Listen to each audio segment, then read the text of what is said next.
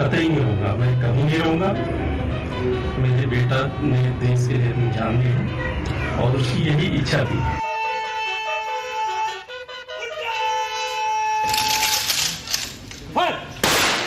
हमेशा ये कहता था कि नहीं, मुझे जम्मू कश्मीर में जाना है, मुझे जम्मू कश्मीर जाना है। मुझे उसके इस बलिदान पे गर्व है।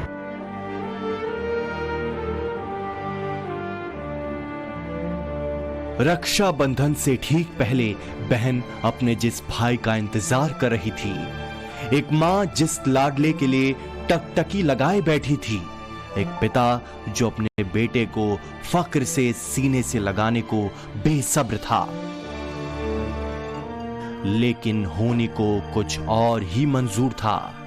समय इतना क्रूर हो जाएगा, शायद किसी को भी इस बात का तनिक भी अंदेशा नहीं था। किसको मालूम था, जहां खुशियों की राह देखी जा रही थी, वहां गमों का सैलाब आएगा।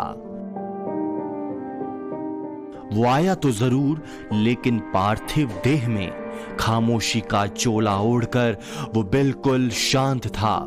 एक तरफ पूरा देश आजादी का पर्व मना रहा था, उसी वक्त देश का एक वीर सपूत तिरंगे में लिपटा अपने घर लौटा था। शहीद कैप्टन दीपक सिंह, उम्र 25 साल, 48 राष्ट्रीय राइफल्स में कैप्टन। 2 बहनों में इकलौते भाई थे शहीद कैप्टन दीपक। रक्षाबंधन पर बहनें अपने कैप्टन भाई की कलाई पर राखी बांधने की तैयारी कर रही थी, अपने भाई की सलामती की दुआ कर रही थी, पर नियति को कुछ और ही मंजूर था। भाई को रेशम के धागे से नहीं बल्कि तिरंगे से प्यार था।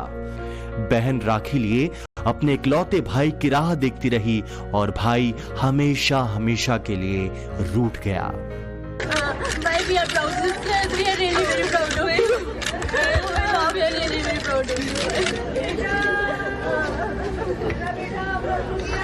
बहनों के आंसू नहीं रुक रहे, उन्हें अपनी आंखों देखी पर यकीन नहीं हो रहा।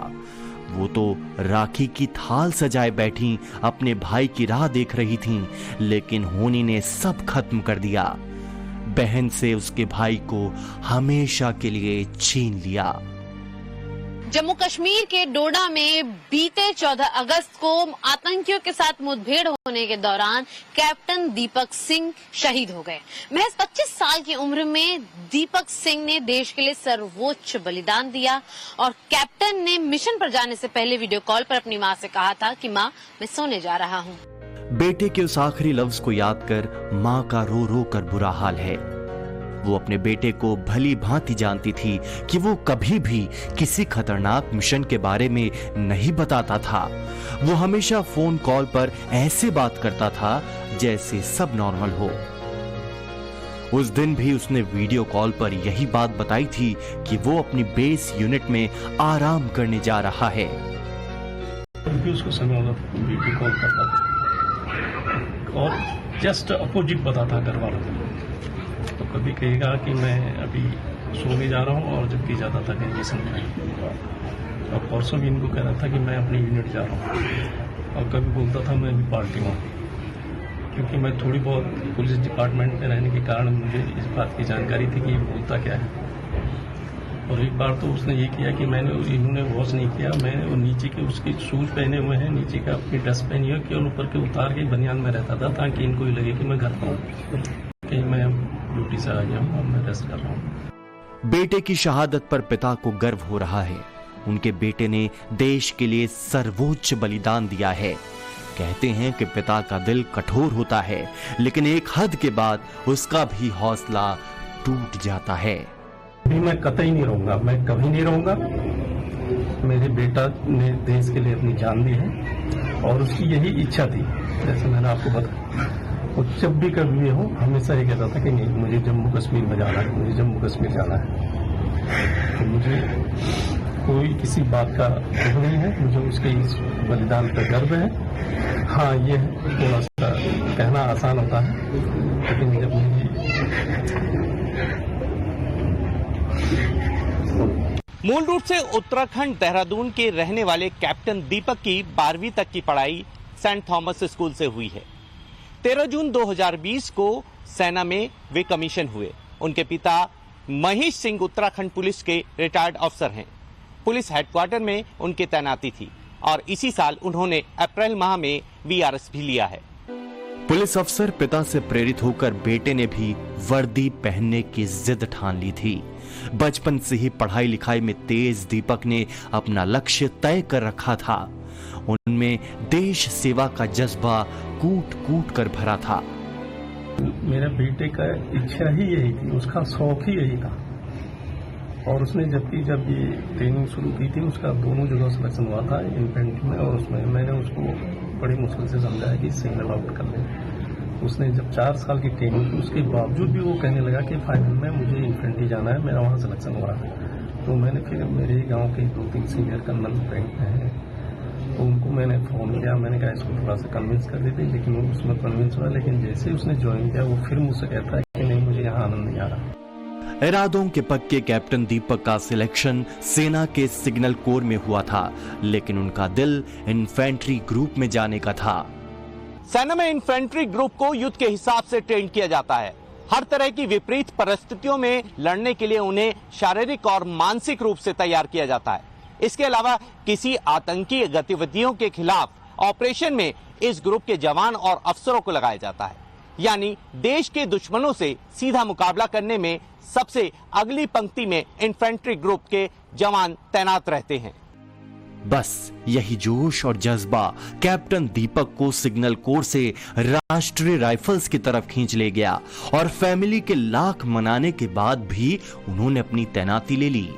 पिछले कई महीनों से कैप्टन के घर में खुशियां ही खुशियां गुलजार थीं। 4 महीने पहले ही छोटी बहन की शादी हुई थी, जिसमें कैप्टन दीपक का घर आना हुआ था। इसके अलावा महज कुछ दिन पहले ही दीपक की बड़ी बहन के घर बेटी ने जन्म लिया। बेटी की इन खुशियों में शामिल होने के लिए ही उनके पिता और मां केरल गए हुए थे। यहीं उन्हें बेटे की शहादत की खबर मिली। हमारा प्लान भी अभी, क्योंकि मेरी बड़ी बेटी भी हुई थी 2 जुलाई से, हमारा प्लान था कि हम 3-4 महीने तक अभी वहीं रहेंगे। लेकिन कल मॉर्निंग में मुझे 2-3 अननोन नंबर से कॉल आया। मैं जनरली जब तक सेफ नहीं रहता, मैं अननोन नंबर जल्दी उठाता नहीं, लेकिन जब कंटिन्यूस नंबर आने लगे तो मुझे उसमें से एक आवाज़ केवल इतनी सुनाई थी कि मैं नायक शब्द सुनते ही मेरा माथा ठनका कि आखिर इतनी कॉल, वो भी नायक मतलब आर्मी से रिलेटेड। फिर तुरंत एक कॉल आती है, उन्होंने कॉल करते ही कहा मैं ब्रिगेडियर। तो ब्रिगेडियर कहते ही मैं समझ गया कि कोई अनहोनी होगी। बेटे के मन में क्या चलता था पिता भली भांति जानते थे। उन्हें इस बात का अंदाजा था कि वो देश के मामले में अपने दिल के अलावा किसी की नहीं सुनने वाला। और इससे जुड़ा एक किस्सा भी शहीद कैप्टन के पिता ने बताया। बड़ी मुश्किल से उसने असम में पोस्टिंग काटी। इस बीच मेरी बेटी की शादी 2 मई को थी, तो वो घर आया था। तो शादी के बाद में मुझे कैंट ले गया एक दिन कार। तो कहता पापा चलो, मैं एक वेपन अपने लिए ले रहा हूँ, दिखाता हूँ आपको। तो उसने वहाँ से एक खुगरी खरीदी।